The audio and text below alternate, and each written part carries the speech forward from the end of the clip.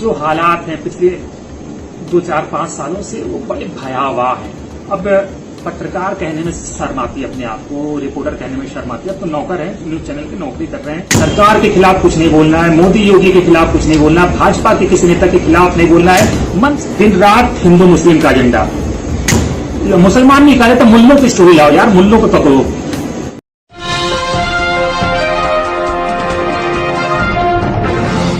साथियों नमस्कार, मैं हूं नीरज पटेल और आप देख रहे हैं नेशनल जनमत।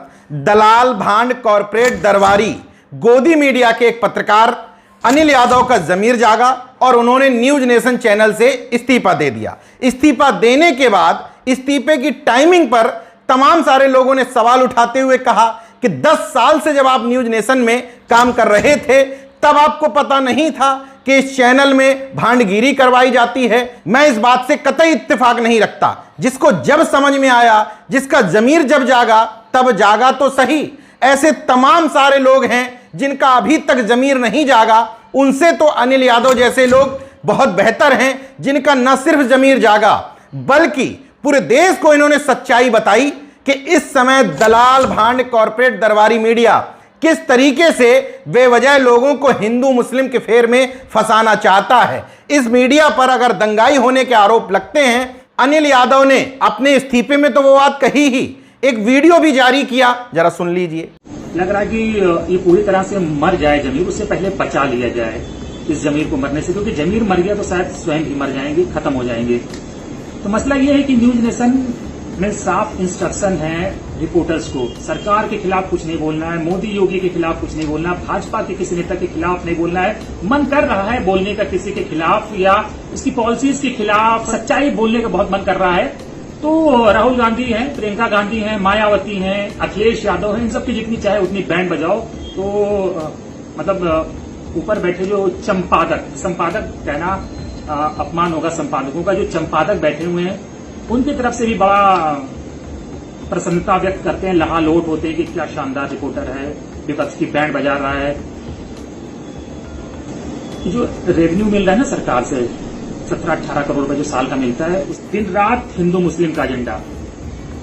रिपोर्टर से कहा जाता है क्या स्टोरी कर रहे हो, बताओ कि कहीं घोटाला हो गया, इसको करना है, किसी विभाग में हो गया है, किसी मंत्री ने कुछ बोला है, उसमें क्या रखा, उसमें नहीं करना है, कुछ और बताओ, हिंदू मुस्लिम लाओ। रोज मुसलमान नहीं कहा तो मुल्लों की स्टोरी लाओ यार, मुल्लों को पकड़ो। जाओ मुनव्वर राणा से कुछ बुलवाओ विवादित, देखो उस मुसलमान ने क्या बोल दिया, मदरसे में क्या हो रहा है। वो तो भला हो कि मौजूदा दौर में जिनका भी जमीर जाग रहा है उनके लिए एक ऑप्शन है, सोशल मीडिया के तमाम सारे प्लेटफॉर्म्स, यूट्यूब पर अपनी चैनल बनाना, वेबसाइट बनाना या तमाम अन्य तरीकों से अपनी बात को लोगों तक पहुंचाना। लेकिन पहले लोगों के पास जब ऑप्शन नहीं था तो वो जमीर जगाने के बावजूद इधर उधर चैनलों पे ही जगह तलाशते थे। हालांकि अनिल यादव के इस्तीफे पर अन्य तरीके से आरोप लगाने की कोशिश कर रहे लोगों को मैं एक बात कह देना चाहता हूं कि अनिल यादव ना सिर्फ मेरे अच्छे मित्र हैं बल्कि मैं न्यूज नेशन चैनल के नोएडा ऑफिस में जब काम करता था तब भी वो न्यूज नेशन के साथ थे। इसलिए मैं उनके काम को बहुत करीब से देखते हुए ये कह सकता हूं कि बेहद मेहनती, ईमानदार और मुद्दों को समझने वाले रिपोर्टर वो हमेशा से हुआ करते थे। अंतर इतना है कि 2017 में ही मेरा जमीर जागा, मुझे बात समझ में आ गई। उनका जमीर थोड़ा लेट जागा और वो भारतीय जनता पार्टी के कार्यकाल में भी चैनल में रहे, इसलिए उनको ज्यादा मुख बधेरों करके काम करना पड़ा। जब भारतीय जनता पार्टी की सरकार तकरीबन आ चुकी थी उसी समय मैंने निर्णय ले लिया था कि न सिर्फ न्यूज नेशन को अलविदा कह दिया जाए बल्कि अब किसी भी दरबारी भांड कॉर्पोरेट गोदी मीडिया में इसके बाद काम नहीं करूंगा। खैर, अनिल यादव ने अपने इस्तीफे में संपादक के लिए चंपादक शब्द का इस्तेमाल किया है। किस संपादक को उन्होंने ये कहा मैं नहीं जानता, लेकिन इतना जानता हूं कि इस चैनल के एडिटर इन चीफ हैं संजय कुलश्रेष्ठ और इनकी हासिल जमा काबिलियत यह है कि चैनल के मालिक अतुल कुलश्रेष्ठ के रिश्ते में साले हैं।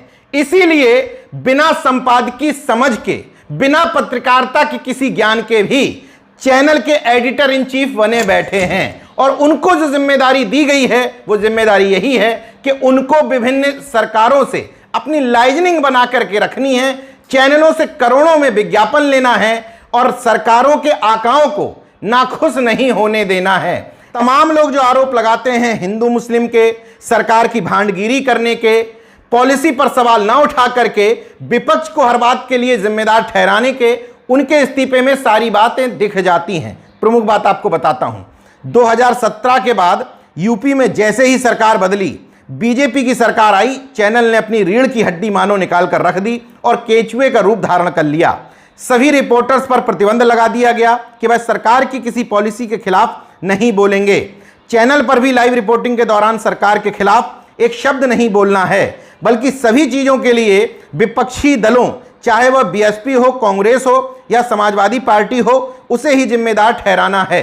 अब इस इस्तीफे का सबसे महत्वपूर्ण पहलू, जिसकी वजह से इस गोदी कॉरपोरेट मीडिया को दंगाई मीडिया भी कहा जाता है, उसका एजेंडा है कि अपने मालिक की शान में कसीदे गढ़ते हुए लोगों को हिंदू मुस्लिम के खेल में उलझाए रखना, ताकि असली मुद्दों से ध्यान भटका रहे।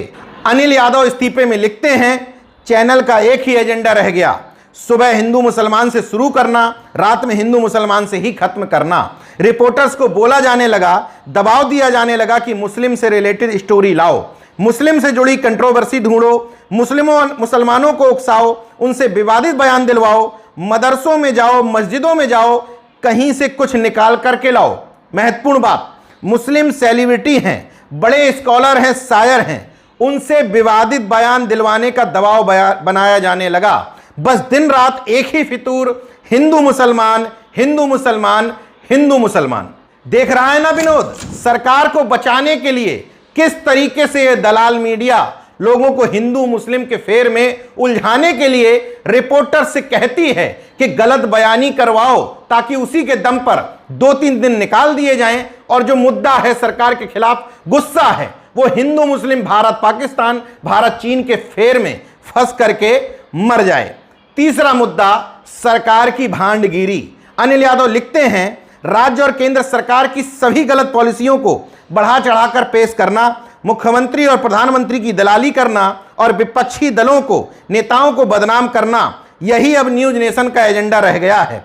कुल मिलाकर न्यूज नेशन ने अपने पत्रकारों को पत्रकारिता की जगह भांडगिरी पर लगा रखा है। सोशल मीडिया पर लोग अक्सर आरोप लगाते रहते हैं कि गोदी मीडिया की स्क्रिप्ट दिल्ली के जो न्यूज चैनल्स हैं उनकी पीएमओ में तय होती है, यूपी में जो सक्रिय चैनल हैं उनकी चीफ मिनिस्टर ऑफिस यानी कि योगी जी के ऑफिस से तय होती है। उस पर मोहर लगाते हुए अनिल यादव लिखते हैं, न्यूज नेशन अब पूरी तरीके से लखनऊ स्थित मुख्यमंत्री कार्यालय से संचालित होता है, वहीं से उनका एजेंडा तय होता है, वहीं से उसका कंटेंट तय होता है। और अगर किसी रिपोर्टर ने अपने मन से कोई वीडियो बना दिया जिसमें समाज की कोई हकीकत हो, तो पंचम तल से निर्देश जाता है और उसके बाद चैनल के संपादक सक्रिय हो जाते हैं, सरकार को ही विश्वास दिलाने के लिए कि हम आपकी गुलामी में अभी तत्पर हैं। रिपोर्टर को धमकाते हैं, तुमने सरकार की शान में गुस्ताखी कैसे कर दी।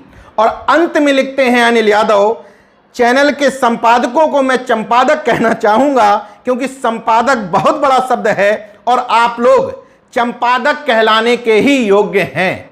अगर न्यूज नेशन की महानता का कोई किस्सा याद ना आ रहा हो तो याद दिलाता हूं कि यहां का प्रमुख फेस दीपक चौरसिया, बिपिन रावत का जब निधन हुआ था विमान क्रैश दुर्घटना में, तो 9 दिसंबर को बकायदा नशे की हालत में चैनल पर बैठ गए थे। हालांकि उन्होंने बाद में बयान दिया था कि मैंने पेन किलर ज्यादा खा लिया था। अब पेन किलर खा के भला कोई इतने में नशे में हो सकता है?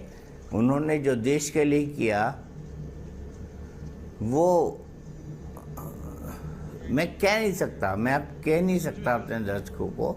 उन्होंने जो देश के लिए किया वो क्या किया समझ नहीं पाएंगे लोग। लेकिन जो सर्जिकल स्ट्राइक हुई, जो एयर स्ट्राइक हुई, जो गलवान में हुआ, उस सब के फोर फ्रंट पे जनरल वीपी सिंह थे। खैर, इस तरह के इस्तीफे के बाद अनिल यादव सोशल जगत में कुछ भी करेंगे, उसके लिए उनको शुभकामनाएं देता हूं। साथ ही साथ इन आरोपों को खारिज करता हूं कि जमीर अभी क्यों जागा। उन लोगों से तो बेहतर हैं जिनका जमीर अभी तक नहीं जागा। कम से कम जागा तो सही, और जागने के बाद भी अनिल यादव चाहते तो कहीं और ट्राई कर सकते थे, मगर इस्तीफा लिख करके उन्होंने ये बात जाहिर कर दी है कि अब इस तरह के दलाल भांड कॉरपोरेट दरबारी मीडिया के साथ वो आगे अपना सफर तय करना नहीं चाहते। देखते रहिए नेशनल जनमत, जागरूक और सजग बने रहिए। जय विज्ञान, जय संविधान, जय लोकतंत्र। धन्यवाद।